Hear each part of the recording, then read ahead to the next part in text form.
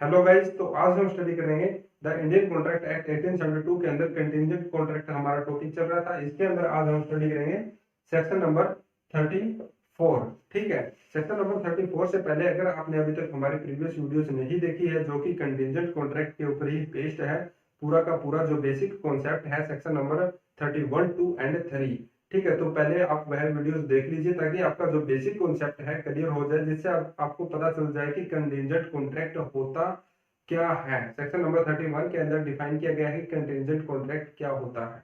तो पहले आप प्रीवियस वीडियो देख लीजिए जिससे आपका जो बेसिक कॉन्सेप्ट है वह क्लियर हो जाए। अब बात करते हैं हम सेक्शन नंबर जो हमारा 34 है। सेक्शन नंबर 34 क्या कहता है? Section number 34, event linked with human conduct. जहां पर जो इवेंट है हमारा है वह किसके साथ लिंक करे? ह्यूमन कंडक्ट के साथ लिंक करे, यानी कि जो एक व्यक्ति है उसका बिहेवियर है या फिर वह क्या कैसा कंडक्ट करता है या उसके एक्ट के ऊपर जो डिपेंड करे, वह सेक्शन नंबर 34 के अंदर बताया गया है कि अगर जो कंटिंजेंट कॉन्ट्रैक्ट है हमारा वह लिविंग पर्सन के ऊपर डिपेंड करता है। ठीक है, उसके कंडक्ट के ऊपर, उसके बिहेवियर के ऊपर और उसके एक्ट के ऊपर डिपेंड करता है। अब बात करते हैं हम डेफिनेशन की, सेक्शन नंबर 34 की डेफिनेशन की। When event on which contract is contingent to be deemed impossible if it is the future conduct of a living person।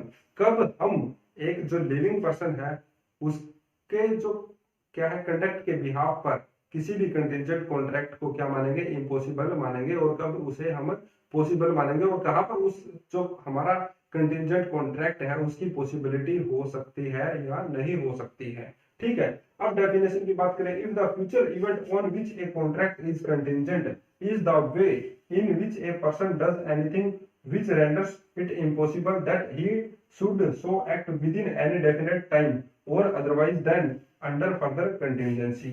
If the future event on which a contract is contingent is the way in which a person does anything। अगर कोई भी व्यक्ति ऐसा कार्य करता है जिसके लिए उसके साथ एक कंटिंजेंट कॉन्ट्रैक्ट बनाया जा रहा है और उसके ऊपर ही वह डिपेंड करता है एक लिविंग पर्सन के ऊपर, और जहां पर एक डेफिनेट टाइम दिया जाए, तय कर दिया जाए कि इतने समय सीमा है। ठीक है, that he should so act within any definite time or otherwise than under further contingency। या फिर उसकी जो फर्दर कंटिजेंसी हो सकती है, यानी अगर वह इम्पॉसिबल हो जाता है इवेंट, उसके बाद भी क्या उसके चांसेस हो सकते हैं कि वह पॉसिबल हो सके या न हो सके। ठीक है, अगर सरल भाषा में हम कहें तो मान लीजिए कोई दो व्यक्ति हैं, ठीक है, एक कॉन्ट्रैक्ट बना रहे हैं, कंटिजेंट कॉन्ट्रैक्ट बना रहे हैं जिसके अंदर ए बी जो हमारी इलस्ट्रेशन है, ठीक है, ए एग्रीज टू पे बी। ए क्या करता है? एग्री हो जाता है बी को 5000 रुपीज देने के लिए। ठीक है, कब देगा?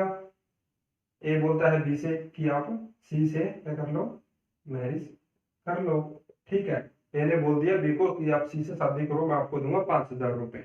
ठीक है, अब सी क्या करता है? सी मैरिज कर लेता है किससे? डी से। ठीक है, तो यहाँ पर जो हमारे किसके कंडक्ट के ऊपर बेस्ड था? हमारा जो इवेंट था वह बेस्ड था सी के कंडक्ट के ऊपर कि लिविंग पर्सन जो सी है वह अगर बी के साथ मैरिज कर लेता तो यहाँ पर जो हमारा कंटिजेंट कॉन्ट्रैक्ट है वह क्या हो जाता? बन जाता है, और उसे हम एनफोर्स करवा सकते हैं और सी से हम वसूल करते हैं 5000 रुपीज। लेकिन अब क्या हो गया है? अब हो गया है यहाँ पर इम्पॉसिबिलिटी क्रिएट। ठीक है, तो यहाँ पर इम्पॉसिबिलिटी क्रिएट हो गई है, तो यहाँ पर पॉसिबिलिटी की चांस है या नहीं है, यानी फर्दर कंटिजेंसी हो सकती है या नहीं। तो यहाँ पर जो लाइन ऐड की गई है C marriage D, the marriage of B to C must how be considered impossible. तो जो बी और सी की मैरिज है उसे हम कैसे पॉसिबल जो है क्या कर सकते हैं? इम्पॉसिबल है, उसे कैसे पॉसिबल करवा सकते हैं? although it is possible that D may die and that C may afterward marry B। तब कब करवाएंगे उसे पॉसिबल? कब करवाएंगे? जब जो डी हमारा है वह क्या हो जाए? डाई हो जाए, डी की डेथ हो जाए, तब सी है जो वह बी से शादी कर सकता है। ठीक है, अब यहाँ पर जो हमारा इवेंट है पूरा का पूरा किसके ऊपर डिपेंड करता था? सी के ऊपर डिपेंड कर देता करता था। ठीक है, सी ने शादी कर ली थी डी से, तो यहाँ पर जो इवेंट है वह क्या हो गया था? इम्पॉसिबल। ठीक है, तो इम्पॉसिबल हो गया था। अगर यहाँ पर जो सी है सी डाई हो जाए तो जो बी है बी क्या कर सकता है? मैरिज कर सकता है किसके साथ? सी के साथ। ठीक है, अब डिपेंड करता है कि ये सी का डाइवोर्स हो जाए, वह किससे मैरिज कर ले, डी के साथ। अब एक चीज और आती है अगर दिमाग में आए तो, आप मान लीजिए सी शादी नहीं करता है बी के साथ, डी की डेथ होने के बाद या डाइवोर्स होने के बाद, तब क्या होगा?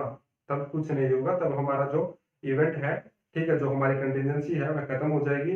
ठीक है, और यहाँ पर जो ए है वह बी को 5000 रुपीज नहीं देगा और हमारा कंटिजेंट कॉन्ट्रैक्ट नहीं बनेगा। ठीक है, यहाँ पर जो इम्पॉसिबिलिटी क्रिएट हो जाएगी और जो हमारा कॉन्ट्रैक्ट है वह खत्म हो जाएगा, नील हो जाएगा। ठीक है, आई होप आपको समझ में आ रहा होगा।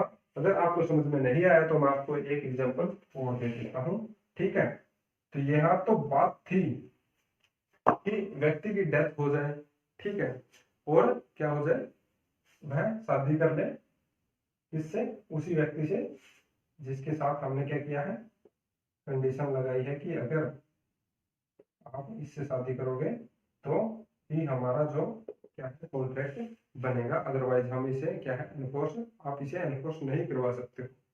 अब यहाँ पर डिपेंड करता है सी के ऊपर, सी के ऊपर पूरा कॉन्ट्रैक्ट है जो हमारा डिपेंड कर रहा था। लेकिन अगर सी फ्यूचर में कभी भी क्या करे, बी के साथ मैरिज ही ना करे, तब इम्पॉसिबल हो जाएगा।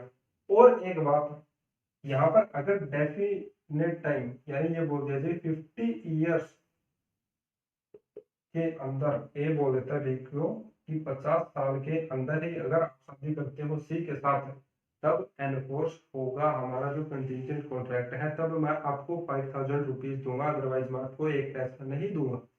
ठीक है, लेकिन यहाँ पर जो डी है, डी ने मान लीजिए 40 ईयर के अंदर ही क्या कर दिया, इसे डाइवोर्स ले लिया, लेकिन यहाँ पर 10 ईयर बच गए।